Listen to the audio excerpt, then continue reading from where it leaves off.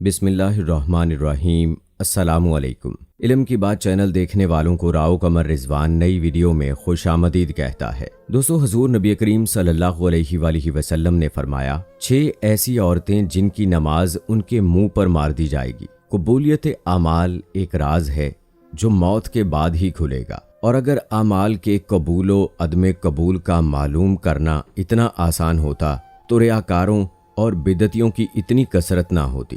حال البتہ شریعت نے قبولیت اعمال کا معیار اور کسوٹی بتا دی ہے کہ عمل کرنے والا صحیح العقیدہ ہو، عمل عین سنت کے مطابق ہو اور خلوص پر مبنی ہو، اور اپنے نیک اعمال کو برباد کرنے والے گناہوں سے بچتا ہو تو اسے اللہ تعالیٰ سے قبولیت اور فضل کی امید رکھنی چاہیے۔ نیکیاں قبول یا مسترد ہونے کی علامات اور ہدایات کے عنوان پر ارشاد فرمایا، جس میں انہوں نے سعادت حج پانے والوں کو مد نظر رکھتے ہوئے کہا کہ کائنات کی تخلیق کا مقصد اللہ کی عبادت ہے، اور عبادت کی قبولیت کے لیے جد و جہد از بس ضروری ہے۔ چنانچہ عدم ایمان کے باعث کافر اور منافق کا کوئی بھی عمل آخرت میں فائدہ نہیں دے گا، البتہ انہیں دنیا میں پورا بدلہ دیا جائے گا۔ عمل کی قبولیت کے لیے اخلاص اور اتباع سنت لازمی امور ہیں۔ اخلاص کا مطلب یہ ہے کہ نیکی کا مقصود اور مطلوب صرف رضا الہی ہو، جس کے لیے نیت بنیادی کردار کی حامل ہے، کیونکہ نیت کی وجہ سے چھوٹا عمل بھی بڑا بن جاتا ہے۔ انہوں نے یہ بھی کہا کہ تقویٰ تسلسل کے ساتھ نیکیاں، نیکی کے لیے دلی رغبت، نیکی پر ثابت قدمی اور انسانی اعضاء کا صحیح سلامت رہنا نیکی قبول ہونے کی علامات میں سے ہیں۔ اگر انسان کو ابدیت کی حقیقی معرفت مل جائے تو اسے اپنی ساری زندگی کی عبادات بھی ہیچ نظر آئیں۔ اسی لیے تو عظیم ترین عبادات کے بعد بھی استغفار سنت نبوی ہے، اور مومن کبھی بھی اپنی نیکی پر گھمنڈ نہیں کرتا بلکہ اللہ سے قبولیت کا امیدوار رہتا ہے۔ چنانچہ قبولیت کے لیے دعا اور شکر گزاری اپناتا ہے۔ شکر کرنے پر اللہ کی طرف سے قبولیت کا وعدہ ہے۔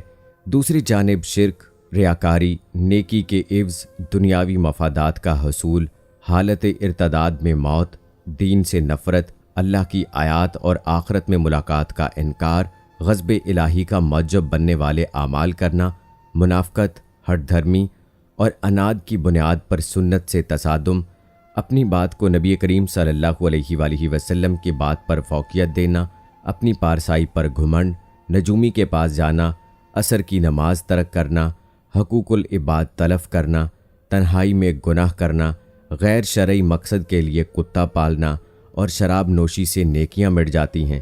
لیکن کچھ ایسی عورتیں ہیں جن کی نماز ان کے منہ پر ماری جائے گی، کیونکہ وہ عورتیں نماز تو پڑھتی ہیں، اور جنت میں جانے کے لیے ان کے لیے صرف نماز پڑھنا کافی نہیں ہے کہ وہ جنت تک انہیں پہنچا دے، کیونکہ وہ ایسی عورتیں جو نماز خوب پڑھتی ہیں، خوب روزے رکھتی ہیں، ایک روزہ نہیں چھوڑتی، لیکن ان کی نماز کا کوئی فائدہ نہیں ہے، اور ان کی نماز ان کو جہنم کی آگ سے نہیں بچا سکتی، کیونکہ وہ ایسی نیکیوں کے ساتھ ایسے گناہ کرتی ہیں جو ان کے گناہ ان کو جہنم میں لے کر جائیں گے۔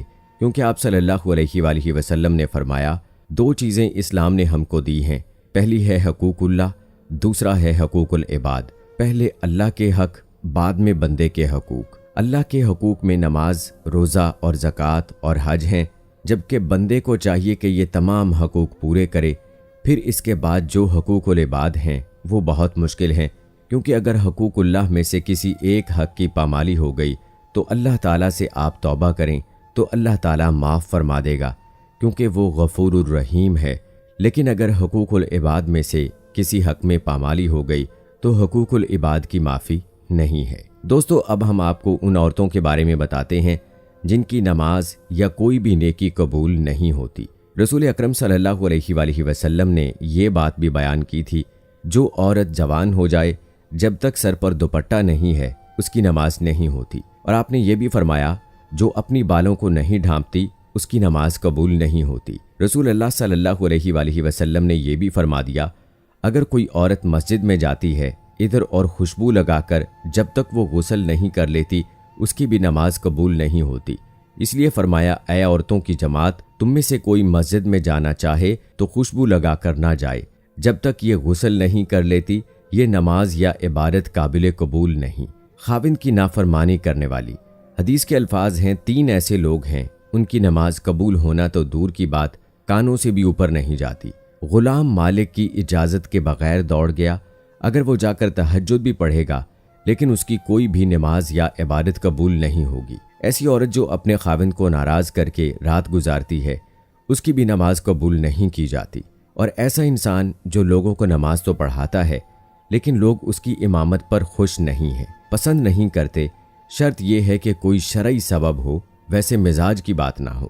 ایسا انسان اگر کسی سبب کی وجہ سے لوگ اسے پسند نہیں کرتے تو ایسے انسان کی نماز بھی قبول نہیں ہوتی۔ حضرت ابو ہریرہ رضی اللہ تعالی عنہ سے روایت ہے کہ آپ صلی اللہ علیہ وآلہ وسلم نے فرمایا 3 لوگوں کی نہ نماز قبول ہوتی ہے اور نہ کوئی نیکی اوپر چڑھتی ہے۔ نمبر 1 بھاگے ہوئے غلام کی، جب تک کہ اپنے مولا کے پاس نہ آ جائے اور ان کے ہاتھ میں اپنا ہاتھ نہ دے دے۔ نمبر 2 ایسی عورت جس سے اس کا شوہر ناراض ہو۔ نمبر 3 مست شرابی کی، جب تک شراب کا اثر ختم نہ ہو جائے۔ اس حدیث کے فائدے میں لکھتے ہیں مرد عورت پر نگران ہے اور عورت اس کے ماتحت ہے۔ خدا کے بعد عورت کے لیے شوہر ہی ہے۔ والدین کے حق پر شوہر کا حق غالب ہو گیا ہے۔ اگر مذہب میں کسی کو سجدہ تعظیمی کی اجازت ہوتی تو عورت کو ہوتی کہ وہ شوہر کو سجدہ کرے۔ حدیث پاک صلی اللہ علیہ وآلہ وسلم میں ہے عورت کے لیے اس کا شوہر جنت یا جہنم ہے، کیونکہ اس کے حق کو ادا کر کے جنت پا سکتی ہے۔ جس کا اتنا بڑا حق ہو بھلا اسے کیسے ناراض کیا جا سکتا ہے؟ پھر خدا نے جسے رفیق حیات بنایا ہے، زندگی بھر کا ساتھی اور معاون بنایا ہے، دنیا میں جس کے بغیر گزارا نہیں، اسے کیسے ناراض رکھا جا سکتا ہے؟ اس لیے اگر شوہر ناراض ہو جائے تو اسے راضی کرنے کی کوشش کرنی چاہیے، کیونکہ اس کے بغیر دنیا آخرت میں نقصان ہے۔ حضرت عائشہ رضی اللہ تعالی عنہا کی روایت ہے کہ نبی کریم صلی اللہ علیہ وآلہ وسلم نے فرمایا بالغہ عورت کی نماز سر ڈھانپے بغیر قبول نہیں ہوتی۔ اس حدیث میں نماز کے دوران سر ڈھانپنے کا حکم ہے، چنانچہ اگر عورت دوران نماز سر نہ ڈھانپے تو اس کی نماز نہیں ہوتی۔ عورت کو نماز میں ہاتھ، پاؤں اور چہرے کے علاوہ باقی سارا بدن ڈھانپنا ضروری ہے۔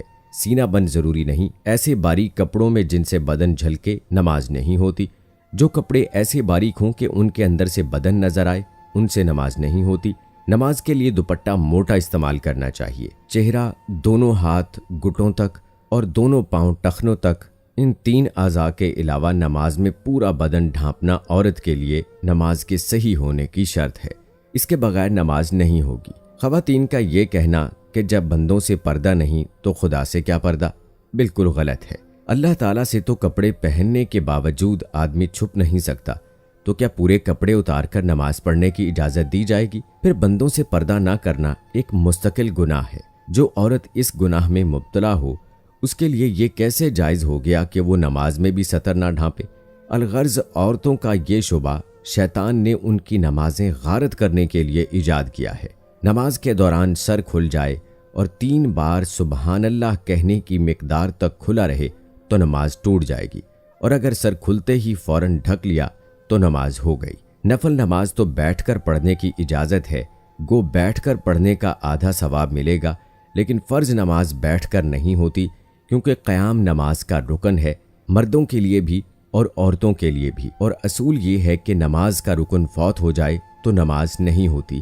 لہٰذا جو عورتیں فرض نماز بغیر معذوری کے بیٹھ کر پڑھتی ہیں ان کی نماز نہیں ہوتی۔ ہاں، جسم کا صحیح طریقے سے ڈھانپنا ضروری شرط ہے۔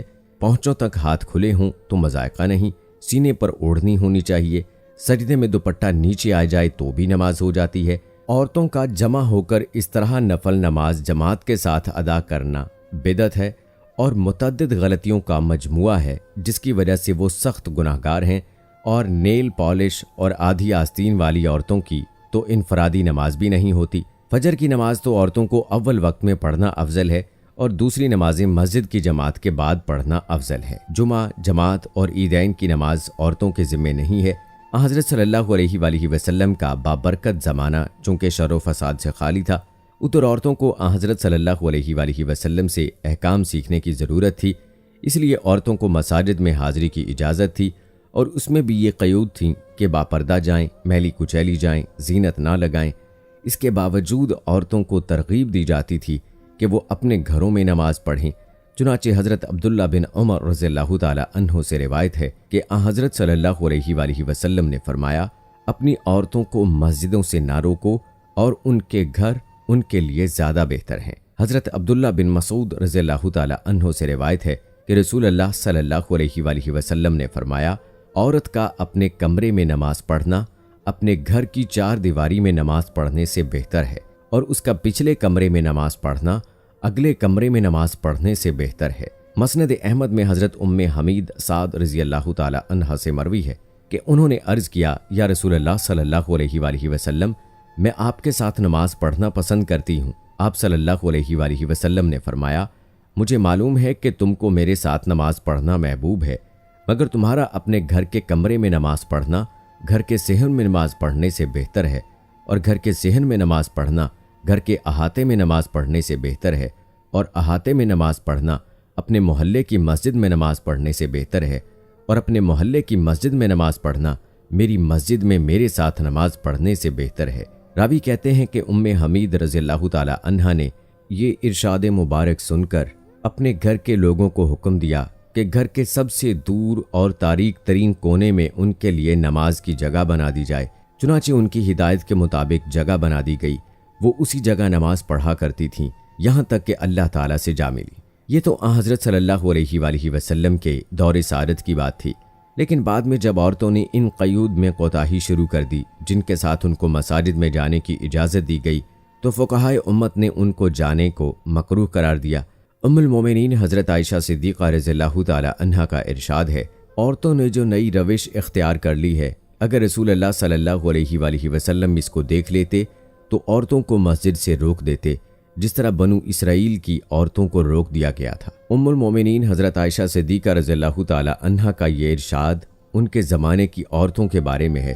اسی سے اندازہ کیا جا سکتا ہے کہ ہمارے زمانے کی عورتوں کا کیا حال ہوگا۔ خلاصہ یہ کہ شریعت نہیں بدلی، اور حضرت صلی اللہ علیہ وآلہ وسلم کے بعد کسی کو شریعت کے بدلنے کا اختیار نہیں، لیکن جن قیود و شرائط کو ملحوظ رکھتے ہوئے حضرت صلی اللہ علیہ وآلہ وسلم نے عورتوں کو مساجد میں جانے کی اجازت دی، جب عورتوں نے ان قیود و شرائط کو ملحوظ نہیں رکھا تو اجازت بھی باقی نہیں رہے گی۔ اسی بنا پر فقہائے امت نے، جو در حقیقت حکمائے امت ہے، عورتوں کو مساجد میں حاضری کو مکروہ قرار دیا، گویا یہ چیز اپنی اصل کے اعتبار سے جائز ہے مگر کسی عارضے کی وجہ سے ممنوع ہو گئی ہے۔ اور اس کی مثال ایسی ہے کہ وبا کے زمانے میں کوئی طبیب امرود کھانے سے منع کر دے، اب اس کے یہ معنی نہیں ہے کہ اس نے شریعت کے حلال و حرام کو تبدیل کر دیا، بلکہ یہ مطلب ہے کہ ایک چیز جو جائز و حلال ہے وہ ایک خاص موسم اور ماحول کے لحاظ سے مضر صحت ہے، اس لیے اس سے منع کیا جاتا ہے۔ اللہ پاک ہمیں دین کی صحیح سمجھ نصیب فرمائے اور ہمارا خاتمہ ایمان پر فرمائے، آمین ثم آمین۔